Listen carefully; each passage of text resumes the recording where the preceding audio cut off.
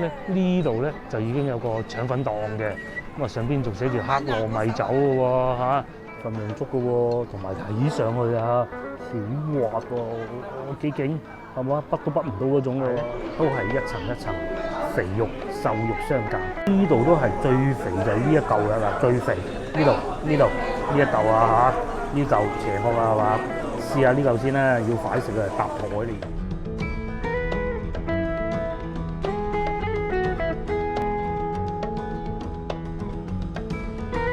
Hello， 各位觀眾大家好啊！咁啊，我而家所在位置咧，東莞虎門呢度應該叫咩村咧？應該叫北面村㗎，希望我冇講錯啦。今日我過嚟呢度咧，係會因應嗰個觀眾嘅要求，過嚟揾下佢曾經住過嘅地方嘅。係啊，揾到嚟東莞啊！咁啊，其實揸車過嚟都好快嘅。而家塞車塞到咩咁啊？過嚟都係個零鐘頭就到啦。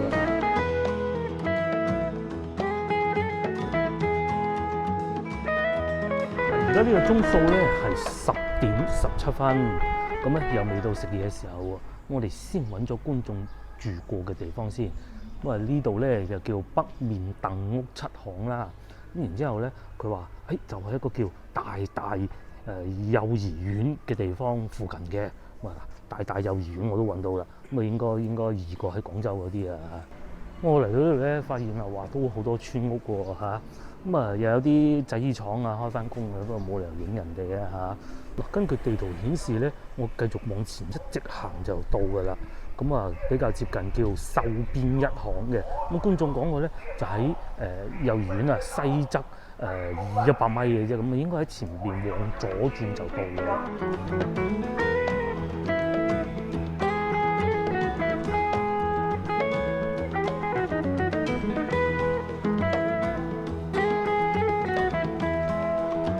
我哋嚟到幼兒園啦，根據地圖顯示咧，面前呢度就係幼兒園啦，但係變咗呢個叫博人培訓中心喎，咁啊可能變咗啦嚇，冇咗啦個幼兒園已經。咁當然亦都唔排除一個可能咧，個幼兒園喺樓上，因為我喺呢度咧係聽見有啲小朋友啊嗰啲聲啊，上課喺度玩啊嗰啲聲嘅。咁喺幼兒園呢邊咧過去咧就往西嘅啦，喺呢度發現有一個自助洗車啊，24小時嘅。咁我嘗試下睇下，呢度有2條路㗎。咁啊，觀眾就話往西喎，我就打算咁樣喺呢度一路行100米，咁然之後咧再兜翻轉頭，因為觀眾冇細緻講到佢話究竟係嗰條路啊定係呢條路啊嘛，我哋都行下嘅。嗱，轉過嚟第一條路呢度咧，喺呢度發現咗一棵木棉樹。咁啊，你話同廣州嗰啲老木棉啊，應該就後生啲嘅，但係咧上邊已經開滿花啦。唔知嗰位觀眾以前喺呢度住嘅時候咧，棵木棉樹喺咪喺度咧？咁啊，至於呢邊咧就繼續啊，有啲製衣廠啦。唔係喎，嗰啲木棉咧已經嗰啲花啊跌咗好多落地下啦。係呢個啦，嗰啲花唔係話好大朵嗰種喎。呢度仲有一朵。哎呀！諗唔到執木棉花執到嚟東莞啊！好咁啊，喺木棉樹呢度咧有條路，我睇見個路牌啊，上邊寫住秀邊嘅。我唔知呢度過去又啱唔啱咧，都睇下啦。因為觀眾冇細緻到話邊個路牌啊，上邊寫住秀邊路。我企喺路牌下邊睇下，左手邊呢度鏡頭出咗去嘅就係木棉花樹啦。咁啊呢度咧呢棟屋咧就新起嘅，應該係村民嗰啲屋嚟嘅啫。咁啊下邊就係製衣廠啦。咁啊然之後將鏡頭往右轉咧，呢度有間舊屋，裏邊應該係有人住嘅。咁啊1樓睇唔到啊，2樓應該有人住嘅，沙煲罌罉啊嘛。我再將鏡頭轉過嚟呢邊咧，就有間比較新嘅村屋啦。咁至於鏡頭轉翻過嚟木棉花樹呢度咧，哇！呢前邊繼續行就係叫秀邊2巷、3巷。咁啊右手邊呢度咧就係一個停車場嘅，喺呢度往右轉就可以咧過翻去啱先我哋見到話大幼兒園嗰度噶啦。呢度變咗個停車場喎。咁然之後咧，呢度仲搞笑，香港觀眾聽上去嗰個意思可能就不是太好嘅，叫道友小院啊。咁啊，香港嘅道友係一個好貶義嘅名詞嚟啊嚇。咁喺國內其實就冇呢種説法嘅。咁啊，至於係做咩咧，我真係唔知。應該可能係一啲飲奶茶嘅地方啦嚇。又或者會係民宿，飲奶茶嘅，大家睇下呢度係咪？只不過佢未開門嘅啫。導遊小院隔離呢度咧叫北秀三巷1號之一，又係一啲好舊咯，石米牆喎，有啲花基，有啲樹，呢度仲有棵葡萄樹啊，我認得㗎。個老婆早排咧仲同我講，喂，點解而家少見咗咁多葡萄樹嘅咧？呢度就見到啦。咁呢間屋睇埋去，似乎又好似冇人住喎，冇冷氣機剩嗰啲嘅喎，不得而知。暫時行咗呢一段路咧，發現咧好少當地人，大多數都係外來人口，可能佢哋過嚟做工啦嚇，或者包咗一啲小生意咁做下製衣啊咁，然之後咧，因為佢哋經常會有啲零工要做嘅，即係突然間有訂單嚟喎咁做喎咁，佢哋咪去幫下手咯。大多數係外地人居多。嗱，再嚟啊！我見到幾個㗎啦，已經前邊呢個黑色嘅嘢，唔知大家知唔知係咩咧？其實咧就係充電樁啊！咁如果你喺廣州咧，要喺自己屋企裝充電樁咧，係好麻煩一件事情嚟嘅。但係嚟到東莞呢度咧，就變得簡單啦，因為咧你有村屋門口咧，你落個樁，然之後呢個 app 上邊啊，咁啊就可以控制咧，就唔會俾人偷咗你啲電嘅，冇呢啲咁嘅事嘅。用電啊慳好多好多㗎！我識好多有錢佬咧，都頂唔順嗰啲貴油價，係啊，太驚人啦！而且尤其仲要咁喎，你喺屋企可以裝得到咧，仲方便你連去你入油嗰啲時間都唔使啊，就喺自己屋企門口。如果有啲仲係谷風電，即係夜晚特別平嗰啲咧，好得人驚啊，平到。所以而家咧電動車越嚟越多，就有原因嘅。我哋不如行下呢度啦嚇，因為大方向我都要翻去嗰邊攞車嘅。我就可以講下電車，我曾經試過一次充過最平8點鐘之前嘅屋企附近橫濱館嗰度啊，7毫子一度電。咁通常我嗰部車仔咧一度電咧係可以行得到大概係8公里左右啦嚇，睇下車住幾多人啦。咁即係圍到咧7-8分錢1公里。好驚人啊！咁我哋係沿住呢條路繼續行啦，一路行翻出去咧就已經係大路嚟嘅。咁呢條路咧就叫做南北大道，好多貨車來來往往。我呢度又發現一棵木棉樹啊！咁啊，大家睇下嗰啲木棉花咧，仲大朵過啱先我哋見到嗰個。決定喺呢度行下嚇。咁呢個鐘數咧，好多餐廳未有木棉花，原來呢度咧都有充電樁嘅。而家咧好多電車，搞到今集好似講充電樁咁啊嚇。唔緊要，我哋繼續行。咦，呢條路啊闊好多喎，係嘛？我哋而家行緊呢條路咧叫北面秀邊路。咁啊，應該觀眾以前啊曾經喺度住過、生活過㗎啦。呢邊就大路，呢邊就村屋啊，喺裏邊就住人，呢邊就停車，十分方便。我哋又翻嚟呢條路啦。咁啱先我哋咪喺裏邊行過嘅，咁我終於發現得到啦，幼兒園咧個門口啊喺呢度過去嘅。呢度咧就叫北面村前路。咁嗱，呢度咧就係喺警察2個字後邊咧，虎門大幼兒園。原來就喺呢度。咁啊，希望啱先我去嘅地方可以揾到去過觀眾曾經住過嘅地方啦嚇。我極有理由相信咧，就喺前邊呢棟屋附近嘅啫嚇，甚至乎喺呢棟屋度。如果係又幾靚喎呢棟屋啊！你喺上邊嗰啲花草樹木整到幾好，係嘛？咁啊，而且又有幼兒園，又有警務社呢邊安居樂業啦嚇。係冇錯，呢度就係幼兒園啦。嗱，跟住繼續往前行咧，呢度就越嚟越旺啦。呢度仲有間瓦片屋添。咁然之後鏡頭嘅左邊咧，就有個類似市場咁嘅嘢喎。我哋入去睇下，前邊咧仲有啲小食㗎。因為我食咗早餐，但又未到食中午飯嘅時候，咁啊不必啦嚇。睇下呢度入去有咩好嘢買咧？沙煲罌罉嚇。咁啊以前呢度要掃碼入嘅。咁啊市場暫時睇上去唔算話好大。似地咧，我哋中市市場咧咪有個臨時攤位嘅，即係擺咗喺度擺檔嗰種。可能附近居民不是太多啊，所以唔係好大啦嚇。呢度係糧油雜貨，呢邊咧我見到喺度斬緊豬肉。始終咧可能外來人口比較多啊，好多呢啲咧老菜啊，即係醃嘅菜啦，燒鵝啊、辣椒啊、乾貨啊、雞蛋啊，好多都有嘅。至再過嗰邊咧就係賣蔬菜嘅，咁我冇理由嚟到呢度買餸啊！我呢度仲有水產賣嘅，仲有魚賣添喎，魚頭啊！呢度咧就係市場啦。咁我啱先咧喺外邊見到啊，佢又寫住有好多燒烤檔嘅。咁我估啊，到夜晚黑咧可能會好旺嘅。雖然未算得上話係一個墟，但係都似啲嗰種風格啦嚇。仲有嗱呢啲燒臘啦。至於呢邊咧仲喺度賣緊一罌一罌嘅自釀白酒添。賣衫賣水果，各種都有嘅。前邊啊仲有油條佬快餐店，不過變咗賣菜啦。賣西洋菜啊，剩啊各種啊。嗱呢個勁喎，仲寫住青衣食店，傳統美食，又有艾角，又有柴魚花生粥、豬紅粥喎。不過睇上去，好似休息中休息中。好，咁我哋呢度就簡單睇過啦，希望可以滿足到呢位觀眾嘅要求啦嚇。我亦都喺度再次提醒各位觀眾，如果你有你要求拍攝嘅地方嘅話咧，請喺我任何一條影片下邊留言。咁只要我揾到個地方，我就會盡快去嘅啦。咁另外而家時間尚早啊嚇，我知道咧呢度啊虎門啊，仲有一個叫舊街市場嘅地方嘅，嗰度又有好嘢食，有好多小食嘅。我哋而家過去。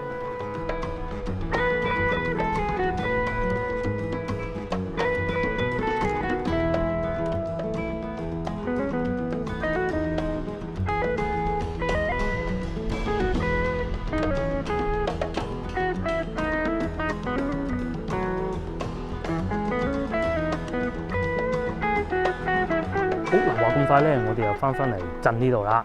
咁咧呢度有個市場叫第二市場，聽講咧呢度有好多好嘢食啦，有好多好過癮嘅嘢買啦。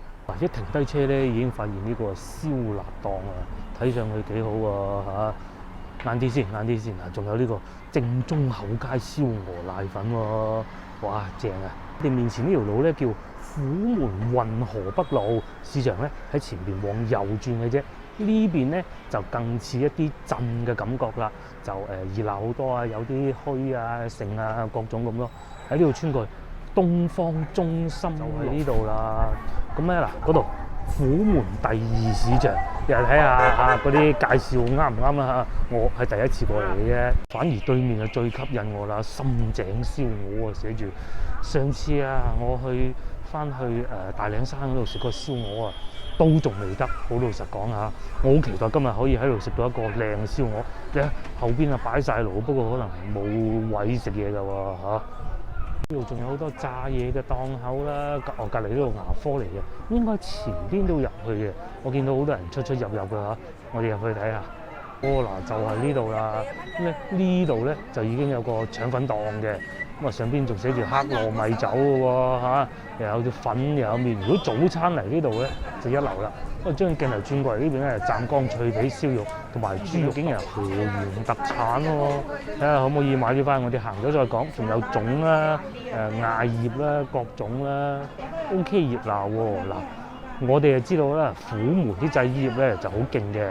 咁啱先我哋都見到唔少啦，呢度咧都見到有幾檔賣衫嘅。嗱，上邊嗰啲屋咧就真係好似我哋上次去到花都新畫嗰種感覺㗎喎。呢邊咧又全部都係賣衫啊！我啊知道，我睇過一個靚女博主，佢就講啊，但凡你到過年之前啦嚇，呢度啊超級熱鬧㗎。咁其實而家換季按道理咧，嗱呢啲夏天嘅衫啊已經攞晒出嚟賣，不過呢啲係男裝嚟嘅。咁我都知道嘅，呢條街咧對於東莞啊虎門人嚟講咧係好有回憶嘅。嗱，譬如呢啲咁樣啦嚇，東莞咧製衣啊係好發達嘅一個地方嚟嘅，各個鎮咧都幫佢哋揾到好多錢啦。簡單啲嚟講就，無論從生產啊到原材料啊，各種都係嘅。咁呢邊感覺上咧就更多當地人嘅感覺啦，係嘛？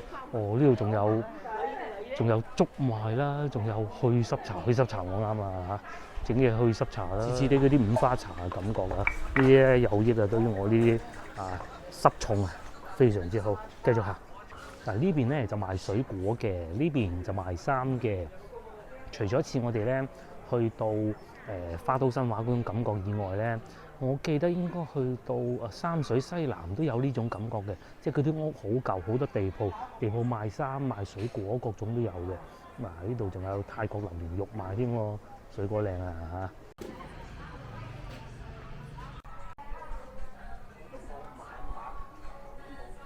嗱呢度輕輕同大家睇過啦，咁啊發現咧冇乜嘢啱我，因為賣衫唔啱我嘅，我想揾啲小食嘅。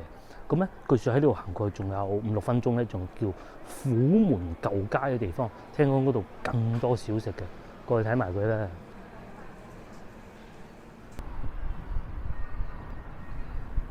嗱，我哋面前呢度咧就叫做執信公園，即係朱執信公園啦，我哋可以咁講。咁大家最耳熟能詳，梗係執信中學啦。咁我哋咧面前呢個叫虎門人民路，咁然之後對面咧仲有個蔣光乃故居嘅喎，同埋呢度一路過去咧就可以去到威遠炮台嘅。大家記唔記得之前咪同大家去過威遠炮台嘅？其實當日咧我哋就係想行晒呢條路線啊，不過嗰日雨太誇張啊嚇，好似係打颱風啊，咁所以啊好多行程啊縮減咗嘅啫。咁啊今日就肯定唔會再去㗎啦。到時食咗嘢我哋再講，睇時間嚇。咁我哋而家所在位置係朱執信先生紀念碑啦。不過轉過嚟呢度咧，大家係咪覺得啊好似咁熟嘅咧？似唔似執信中學啊嚇？我發現咧所有啊喺廣州啊，我講執信中學學校門口咧都係咁嘅，有啲大嘅，有啲細嘅，係嘛？記景咁啊，虎門醫院舊址原來就喺呢度啦。不過咧大門緊閉，不能進去。咁啊好多街坊市民喺度打躉曬下太陽咁啊。哦，原來呢個醫院舊址咧，佢係喺度翻新中啊嚇！呢度入去見到啊，翻新中啊，咁啊需要啲時間啦嚇。如果各位觀眾咧以後翻到嚟呢度遊玩喎，咁啊去睇威遠炮台，去睇虎門燒煙舊址，咁然之後咧可以過嚟呢度食嘢。一個可以去翻啱先我哋去過嘅市場嗰度咧，咪有啲燒鵝店、燒臘店嘅，睇上去唔錯。我而家好心喐想食嗰間。咁又或者喺呢度有啲小食街，又睇下得唔得啊？如果你係呢個醫院舊址整翻好嘅，又可以過嚟參觀下啊嘛。仲有啊，呢度咧離虎門火車站、虎門高鐵站啦，好近㗎咋。如果揸車嘅話，10零分鐘就到㗎啦。我哋而家行緊呢條路咧，勁啊，叫側徐路。咁啊，講起側徐，大家應該諗到林則徐啦，係嘛？哇，有嘢食嘅喎！嗱，喺小食店啦，隔離呢度啊賣手袋啊，哇嘅虎門進業手袋總會嗰個招牌勁啊嚇！哦，就係呢個，我知道呢個好出名嘅章魚叔叔。咁啊，佢哋啲章魚小丸子好出名。我哋行完先，行完再講。隔離呢度仲有檸檬茶啦，不過我諗呢啲會唔會唔係好啱觀眾咧嚇？其實我都係想去翻啱先嗰度食燒臘多。呢度就有個腸粉鋪嘅，街邊小食係夠多嘅。睇上去都係一啲小食啦嚇，即係唔係話正餐嗰種啦。咁啊仲有飲嘢㗎啦，飲咖啡，仲有對面豆腐花店，我知道呢間嘢咧好出名嘅。咁啊，不如整碗試下啦喂！20年老店喎，嗬！豆腐花鋪嗱，呢個咧就係我豆腐花啦，5蚊雞咁大把嘅啫，份量足嘅喎，同埋睇上去好滑喎，幾勁係嘛？畢都畢唔到嗰種嘅喎。原來咧啲小店啊，仲有做埋早餐啊、腸粉嗰種嘅。再嚟仲有一個好得意嘅地方咧，啱先我見到隔離台同我搭台嗰個阿叔咧係落豉油食嘅。啱先坐喺對面嗰個阿叔啊，落咗豉油，我就真係唔得啦。試試先啦！哇，好難得啊！哇，好難得啊！哇，好難得啊！哇，真係超級滑啊！你睇，即係幾難得，大家睇到啦，係嘛？通常咧，我哋出去食嘅咧都係老實講啦，走鬼檔嗰啲嘢啫，係真冇咁滑㗎。咁佢哋原來咧係標榜啊手工自磨豆腐花，嗱喺度話5蚊雞咁大把。咁如果你加紅豆啊，加其他各種都有嘅。嚟食豆腐花好過食嗰個小丸子啊！我食完豆腐花，翻去舊街嗰邊，咁啊食翻個燒鵝飯或者燒鵝瀨粉，食完再食飽飽嘅，真好食嘅豆腐花。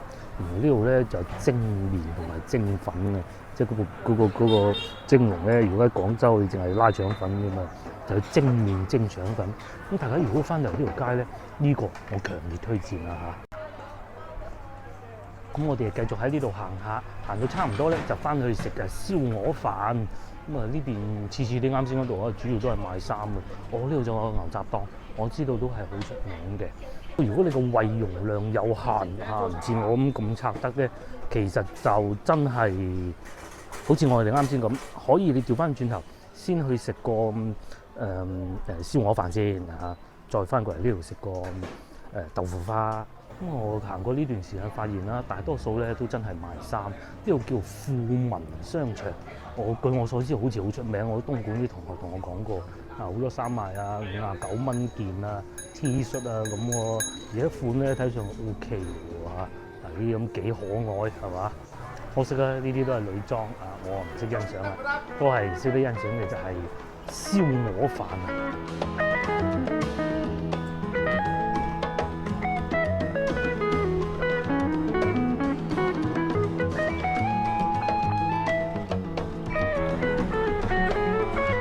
我嘢食到咗，呢度真係難攞位啊！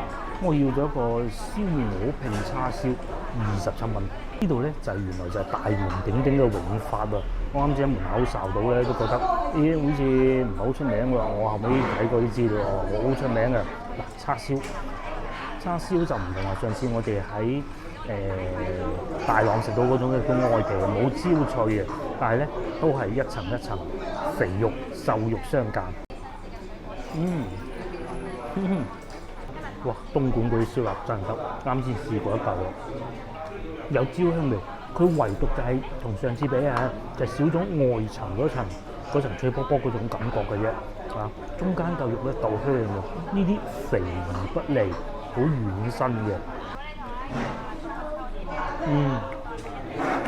先唔講話幫觀眾揾嗰部分啊，淨係為咗呢個飯都值得嚟嘅。咁啊，再嚟佢上邊呢度咧，竟然係啲薑葱嚟嘅，薑唔算太多，葱多。咁啊，下邊有少少蔬菜啦，就係咁一碗飯，簡簡單單。哇！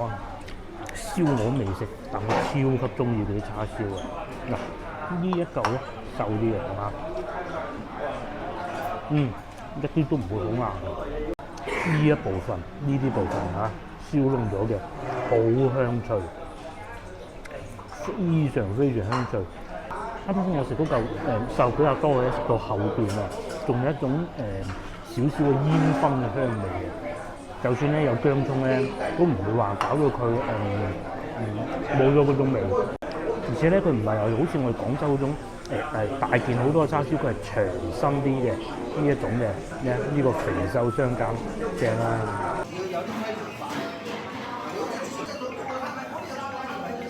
我快啲試埋啲燒鵝啊！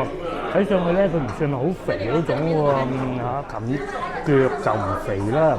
呢度都係最肥就係呢一嚿㗎啦，最肥呢度呢一嚿啊嚇，呢嚿斜角啊係嘛？試下呢嚿先啦，要快食啊，搭台嚟先。而家啱啱夠12點，你排隊排到幾交關，而且好老實講啦，佢價錢唔算話好平㗎，東咁多人啦喎，講明啲嘢好食啊！嗱，如果講到話食燒鵝咧，順德嘅絕啦，係嘛？真係食過呢嚿燒鵝，啱先嗰嚿肥嗰嚿嘢，我已經唔記得咗順德嘅燒鵝有幾好食啦。肥而不膩啊！哇，滑溜溜嘅喎，又係有一種好獨特嗰種燒燶咗嘅味啊！就唔似話廣州燒鵝有時食起身咧，好似攞去炸咁嘅。係啊，有啲係靠肥咯，你睇呢個係嘛？哇，得啊嗬！喂，係。哇！呢個好好味，同埋咧最緊要呢一部分，當你嗰啲汁咧落咗啲飯度啊，哇！啲飯好食到啊，一啲都唔會鹹嘅。試下呢嚿啊，如果中意食咧，呢嚿好食啊！呢嚿又唔肥又脆卜卜啊！嗰嚿正啊！如果中意飲燒酒咧，追住嗰嚿食啊！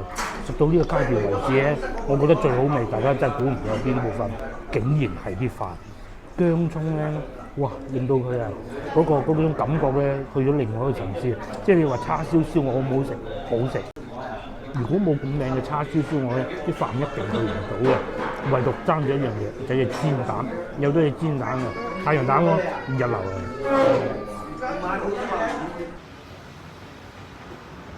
哇，hello！我哋又食飽飽啦，大家睇水果點咧？係咪真係為咗呢個值得嚟一次咧？我之前咧一直有留意開一位東莞嘅本地博主，佢介紹好多美食嘅。咁其實包括今日好多地方咧，我都係睇佢先得知嘅。咁佢都有講過永發，好耐我都記住，但係咧已經慢慢唔記得咗啦。咁啊，所以咧永發燒臘呢4個字咧就喺我腦裏邊啦。咁嚟到佢門口，啱先我停咗部車。咦，好似都 OK 喎，晏少少先啦，食完豆腐花先啦，翻到嚟已經滿座啦。咁然之後咧食飽咗之後，因為我架車停喺佢哋餐廳門口嘅，食飽咗之後咧，咁我去辦咗啲事，辦完事翻嚟發現咧一樣仲係排隊嘅，中間係隔咗足足1個鐘頭喎，係啊，真係誇張啊嚇！咁啊咁樣嘅拼法係幾好食嘅，但係咧如果你再識叫咧我見到有好多佢哋啲老鄉東莞老鄉咧。用東莞話講嘅，要咩部位咩部位。如果咧嗰個叉燒再揀啲瘦啲嘅，因為再瘦啲咧，其實佢中間唔會好肥好硬㗎，更脆更好味，哇一流啊！呢啲咧係可以再翻嚟多一次嘅鋪頭。好，廢話少講啊，既然嚟到虎門仲有咩旅遊景點未去咧？仲有一個，我哋趁住而家咁早去埋林則徐燒煙紀念館。喺我哋啱啱食嘅嗰度行路過去，也就係15分鐘嘅啫。出發嗱，經過咗10零分鐘嘅步行啦，咁我哋嚟到林則徐紀念館，咁咧預約就入得到去噶啦。咁據說咧呢度遊玩時間大概1個鐘頭左右，咁啊搞掂噶啦。咁然之後咧呢度係免票進入嘅。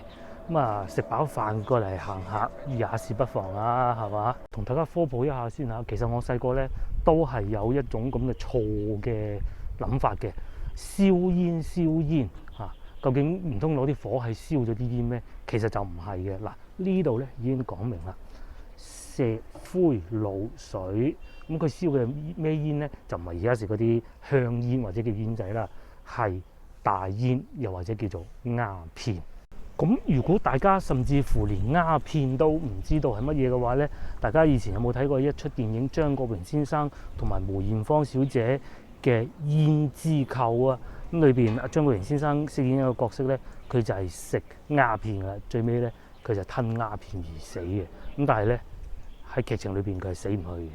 嗱，咁面前咧就見到幾支炮啊，大家都覺得奇怪，燒煙點解要有炮咧？話說係咁嘅，林則徐先生福建人，咁當時嘅咧清朝晚年咁好多貴族皇冠貴族嘅子女咧就食鴉片，咁佢哋當時咧就以吸食鴉片作為呢個最潮流、最時尚嘅一種玩意，但係咧慢慢越陷越深。咁林則徐先生咧就決定受呢個道光皇帝嘅委託啦，將呢啲鴉片煙燒毀咁然之後梗係受到好多阻力㗎啦。大佬食得鴉片嗰啲大多數都係權貴，咁佢哋一定係會用盡各種辦法去令到呢件事情唔可以發生。咁當時林則徐先生咧係受咗好大嘅阻力嘅。咁啱先我哋又見到幾個水池而家係水嚟㗎，包括而家我哋面前見到呢度亦都有幾尊大炮同埋有水池，就係當時燒毀鴉片嘅地方啦。咁而家咧就變咗個水池，下邊咧係養咗好多魚嘅，嗰啲魚仲好大條添嘛。鴉片咧其實就係出自罌粟花，咁睇上去啲花好靚喎呢度咧呢啲係樣板嚟㗎，唔係堅嘢嚟嘅。咁佢哋就提煉到鴉片嗱，前邊呢種好似球狀咁嘅東西咁然之後咧佢當地有啲工人就採集咗，然之後咧製成呢個鴉片煙膏，咁咧就擺喺個盅裏邊，嗰啲人就喺度食嘅，就係用嚟放鴉片煙嘅東西啦。嗰啲膏咧就擺落去，然之後咧啲人要吸食咧就攞出嚟一食上癮面前呢個咧就係粵海關，大家知唔知道粵海關喺邊啦？咁睇同幅相我哋就分唔到啦粵海關咪就喺人民路嗰度咯。呢度寫得好清楚啦，康熙24年設立嘅粵海關，咁咧限定啲外商就喺廣州日後通商喺邊度通商咪就喺西堤碼頭人民路交界咯。前邊呢個牌坊仲勁啦，上邊寫住13行，咁13行對於我哋廣州或者香港觀眾應該就唔陌生啦。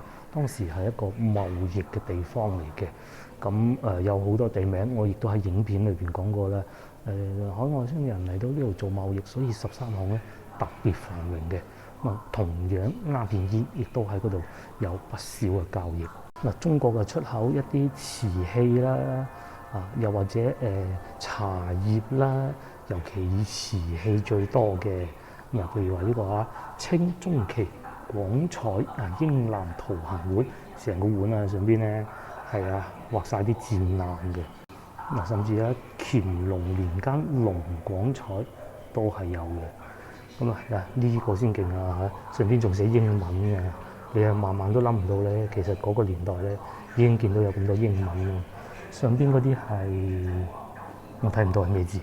呢度仲寫住同文街係喺13行範圍內。究竟而家同文街喺邊咧？又有冇觀眾知咧原來同文街係位於丹麥館同埋西班牙館之間嘅。街道兩邊咧有好多中國人開嘅鋪頭喎。面前呢度咧就復刻翻當時嘅韓館嘅畫面啦。咁咧喺13行嘅各個國家就設立咗一啲韓館喺度同中國人做貿易。咁有啲貨物嚟到珠江口13行，咪仲可以運往中國各地啦，係嘛？咁當時咧因為你做貿易係用貨船噶嘛，你咁遠喺歐洲過到嚟，你冇理由吉住條船啦，咁梗係運翻啲嘢過嚟。運翻啲咩過嚟咧？最初就係好似呢啲咁樣嘅西洋嘅玩意啦，譬如話面前一個法國嘅鐘啦，有啲手工藝好靚嘅喎。又或者呢個咁上邊仲有個像添喎。又或者一啲刀叉，咁咧呢個係英國嘅刀叉嚟嘅。咁但係有個問題就係，其實中國人係用唔住嘅，係嘛？你中國人用筷子，佢哋用刀叉嚟食嘢唔同噶嘛。而且咧上邊都寫住啦其實係超出一般人嘅購買力嘅。咁慢慢你又要賣啲好嘢俾中國，佢哋受歡迎嘅係咩咧？就係鴉片啦。咁最初可能鴉片都覺得唔係叫好大危害啫，但係慢慢見到啦，就係佢哋清政府見到，喂，佢哋呢啲人食到嗰個不事生產、頭暈腦脹仲會瓜柴添，咁唔掂嘅噃，係嘛？譬如呢度咁仲開埋啲煙館添，煙館即係喺坐喺裏邊煲煙食大麻食鴉片。咁同樣係會產生好多器具啦譬如話呢啲食大麻嘅煙槍啦，好多花款喎，係嘛？又有嗰啲燈啦，哇！呢啲咧我真係淨係睇《胭脂扣》裏邊咧見過梅艷芳小姐演嗰個角色如煙，好似係叫做，唔知有冇記錯揸住支咁嚟食嘅。最初咧就慢慢就正常貿易嘅，後尾發現唔係好掂喎禁唔俾再運，所以咧就衍生咗走私鴉片呢回事啦。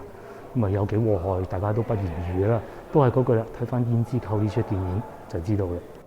咁然之後，隨住嗰啲皇冠貴族食連平民百姓都食咯喎。喺呢個時候咧甚至乎連英國當地都覺得喂，呢樣嘢唔係好掂喎。面前呢啲咧就係講及佢哋當時英國有啲有識之士覺得唔應該咁樣繼續落去嘅啦。咁慢慢咧，清政府就開始覺得啦，唔可以咁樣繼續落去，就要將鴉片煙銷毀，唔可以俾佢哋再食。其實咧喺清朝歷代都有唔少禁煙措施嘅。從雍正年間開始咧，已經有唔少措施攞出嚟嘅啦。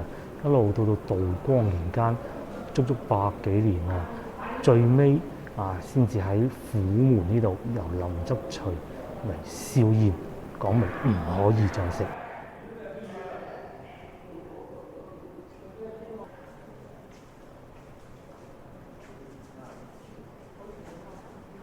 正如啱啱咧，我入嚟博物館所講啦因為咧當時好多權貴都係會有吸食鴉片煙噶嘛。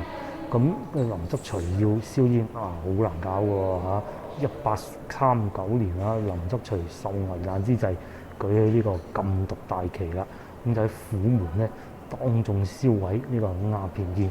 咁當冇咗鴉片之後，啲人會上癮嘅喎，咁點辦咧？佢仲戒鴉片煙嘅煙方添，又有生油參白術穿蓮啦陳皮等等嘅。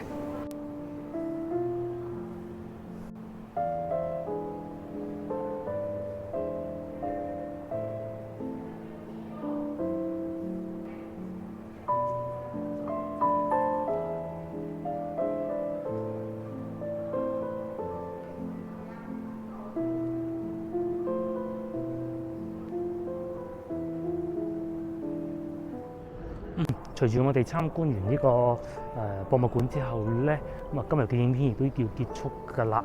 咁約定各位觀眾下集見，拜拜，拜拜。